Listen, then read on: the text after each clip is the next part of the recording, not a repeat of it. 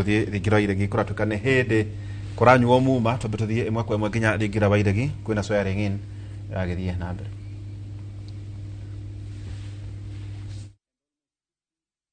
Markets are being constructed around Kenya. Of the 400 that are planned, real markets that are being constructed. We've just advertised for hostels for our students in TVETs, in Kenya Medical Training Centers, and in our universities. It's possibly going to be one of the largest infrastructure programs that Kenya has undertaken.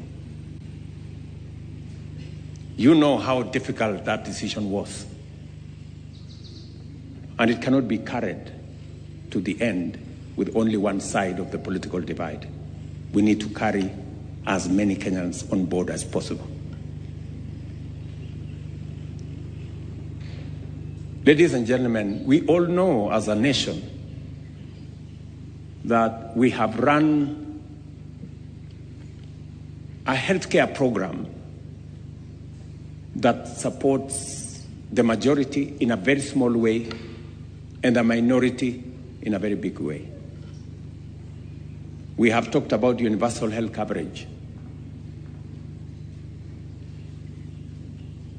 Ngilu tried, Professor Anyang' Nyong'o tried, the Jubilee administration, we tried. But I want to tell you,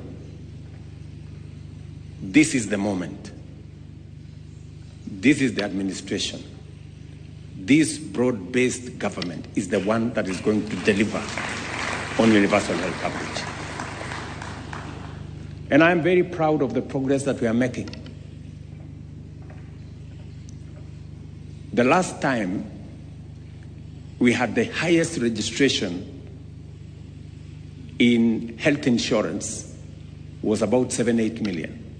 That was the highest ever. Under this program, we now have 21 million Kenyans. And you know what? On my dashboard here, every day, between 45 and 50,000 Kenyans register voluntarily, because many Kenyans have begun to experience that it is working. From just testimonies of friends, relatives, village mates, workmates, people are beginning to know that 80% of Kenyans who have never had a health insurance, today they have a chance to have a health insurance under this program. And let me tell you, the people who are registering are not those of us who have a job and a salary and a pay slip. The 50,000 Kenyans who are registering every day are the people out there, the Boda Boda guys, the Mamamboga guys, and all the other people. They have realized that this program carries everybody on board. And I was looking at the payment. Close to 20,000 people every day go through the means testing program. And they pay at the end for health insurance. We made a commitment that those who have no means to pay, the indigents, we are going to pay for them as the government of Kenya. But we're going to make sure that those who can afford the least will pay from 300 to what I pay as president, in the thousands, and everybody in between. I am very confident that going into the future, no Kenyan will be forced to sell their property to meet medical expenses. And that is the nation we all want to live in. But it's going to take more than one person or one side or one party. It's going to take the collective effort of as many Kenyans as are willing to be part of this enterprise. And I want to say this is the coming together of the willing. There is nobody who will be forced to be part of this transformation. It is the coming together of the willing, not to serve parochial, narrow, personal interests of leaders or individuals or parties, to serve the greater interest of the people of Kenya. It is the people of Kenya who want food on their table. And that is why transforming agriculture is important to all of us. It is the people of Kenya who want an affordable, accessible healthcare program that leaves nobody behind. It is the people of Kenya who want decent dwellings. And it is the people of Kenya who want us to create more jobs for the millions of young people who leave school and college every year. So, I want to welcome our new team members into this grand program of taking Kenya to the next level. And you know what? I will be leading from the front. Yes, I will be leading from the front. Because I have made a conscious decision that the difficult decisions this nation has always wanted to make and have not been made because of political expediency, I will make those decisions and pay the price if there is any to be paid. That's what it is. It is not always that somebody from not a very robust background from me becomes president. So, yes. And we are going to change this country. Believe you me, we are going to change this nation. Because that is what is required of us. And we must stay focused. We must stay focused. There are so many noises, but we must keep our eyes on the ball. Do not be distracted.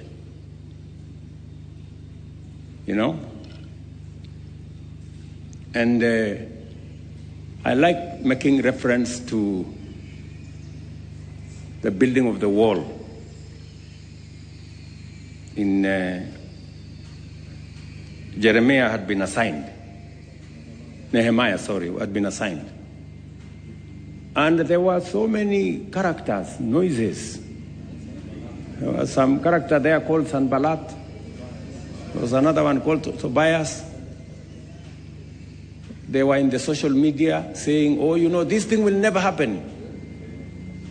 These people are useless. All they are telling us is lies. In fact, if a fox steps on this wall, it will collapse. There were so many stories. But the wall was built.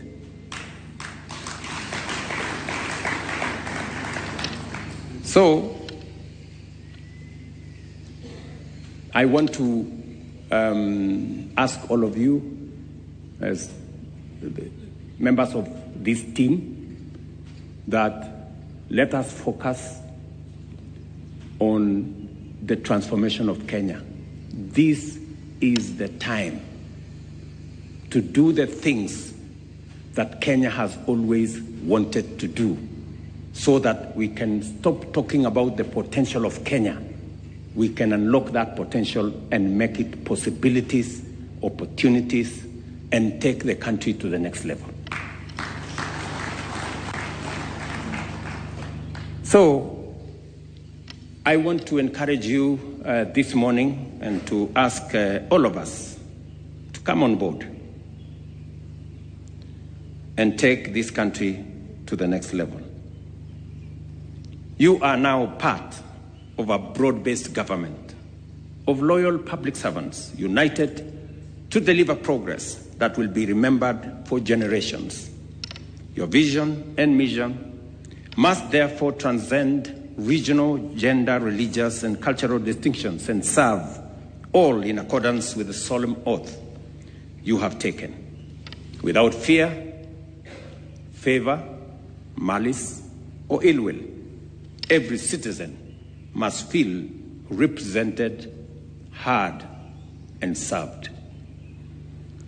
To drive this inclusive transformation and after due consultations, I have restructured government departments to align their mandates with emerging opportunities and to effectively meet the urgent challenges of our time. The expectation is clear. We are one cohesive team. While you will serve in different ministries, you are all part of a coordinated government working together to deliver results to the people of Kenya. Our approach will be unified, collaborative, and focused on outcomes, ensuring that government as a whole is more effective, more efficient than the sum of its parts. Going forward, note this, there is only one path to success in public service: through integrity, diligence, and patriotic service. Conversely, shortest way to failure is through indolence, apathy, theft, corruption, negligence, tribalism, and inability to work in a team. I am confident that the team that I have carefully selected and that has been approved by Parliament is going to serve with the integrity that is expected of you, the professionalism that will give us results, and the cohesion that will make our team succeed as one. On behalf of the people of Kenya, I invite you to bring your education, your experience, your knowledge, insight, integrity, and patriotism to bear in making this government more responsive, effective, and transformative. It is my prayer that the Almighty God will grant you the wisdom, motivation, vision, and character to serve effectively. I thank you very much, and I want to thank also members of your families who have come here. And I know very well that with their support, we will have a great team. Thank you very much. God bless you. And welcome to this team. Asanteni sana. And happy Easter to all of you. All right, thank you, Excellency. One more round of applause for His Excellency. With your permission, we then will wind up with the national anthem. So if there are any that are seated, please let's be standing to finish off with the national anthem. The anthem.